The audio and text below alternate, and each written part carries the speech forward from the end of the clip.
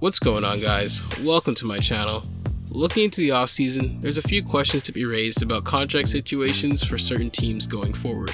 There's a lot of teams that are going to be screwed tax-wise for the foreseeable future because of these nasty contract situations. Instead of hopping right in, I'm going to start with a few honorable mentions.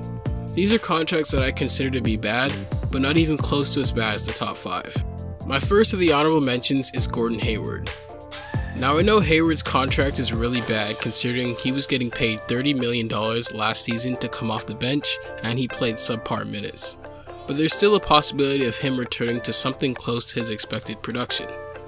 He came off a pretty serious injury, so I think now there's a lot of expectation for him to improve this offseason, and there's still worse contract situations out there over Hayward. If Hayward doesn't produce to his expected level in the coming seasons, he'll definitely fall into the top 5 worst contracts in the league. My second honorable mention goes to Bismack Biyombo. Just to let you guys know, this dude is making more money than Kemba Walker. These were his numbers last season. He's getting paid $17 million into next season.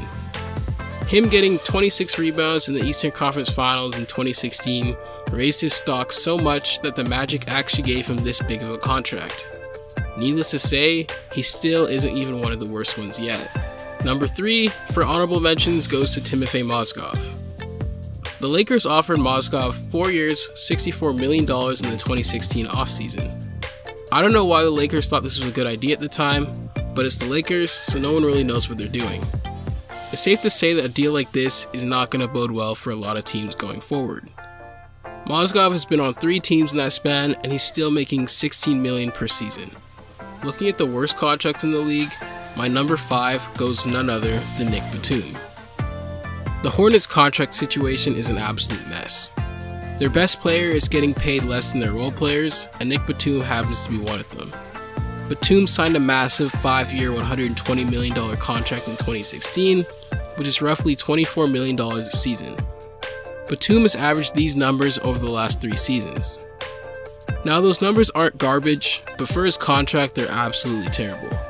For contrast, Kemba is making $12 million per season for the last 4 seasons. Batum is making twice the money Kemba is making. The 2016 cap spike caused all these organizations to overpay role players, and the Hornets might have made the worst contract decisions out of any team in the league. Batum likely won't get any better than he's already been, so I'd say this contract is truly awful and worthy of the 5th worst contract in the league. Number 4, I have Chandler Parsons. Chandler Parsons used to be a great role player in this league at one point. He used to average around 15 points a game. He signed a significant 4-year, $94 million contract in 2016. Parsons hasn't been fully healthy at all these last few years with plenty of knee injuries. His stats haven't looked pretty either, which is to be expected. He's played 95 games in 3 years and he's made $69 million in that time span.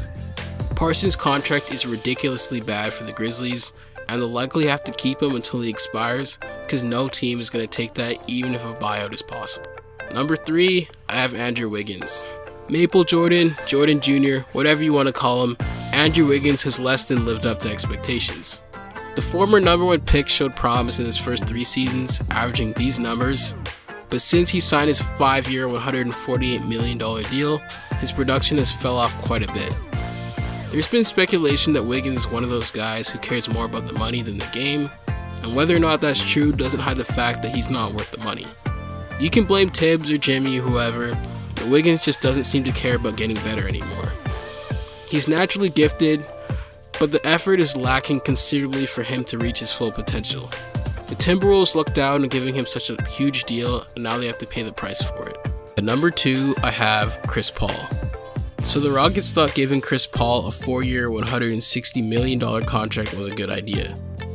While I do think Chris Paul played well enough for his contract last year in the playoffs, every season he's going to regress more and more. He's going to be 35 next year and making $38 million. After that, he's making $41 million and $44 million when he's 36 and 37 respectively. Now that is an insane amount of money to be giving an aging Chris Paul into his late 30s. The Rockets may have wasted a huge part of Harden's prime with his Paul contract. Their best chance is to hopefully outlast the Warriors in the next coming years, and hopefully they can try and win a championship. At number 1, I have none other than John Wall. My oh my, credit John Wall for signing that deal when he did rather than trying to make more money, cause that extension has basically locked down the Wizards for the next half decade. Last summer, Wall signed a massive 4-year, $170 million extension onto his deal. Wall underwent heel surgery in December that would have kept him sidelined for 6 to 8 months, which isn't ideal given his injury history. Then, as many of you know, he tore his Achilles a few months ago walking around in his house. Wall won't play at all next season most likely, and he probably won't play much of the following season either. Wall is set to make $47 million by the final year of his deal, and he'd only be 32 or 33 by then. Most players don't come back even remotely the same after an Achilles injury, and given Wall's history, we may never see him play at an all-star level again. In Wall's case, he signed his contract extension at the right time, but in the Wizards' case, it's just unfortunate timing, and their future of their franchise is basically in a stranglehold until Wall's contract is done. This offseason and upcoming offseason should be really interesting. I don't expect the Hornets to offer Kemba the Supermax, and although I think Lillard deserves the extension, it's going to have huge implications for the Blazers going forward.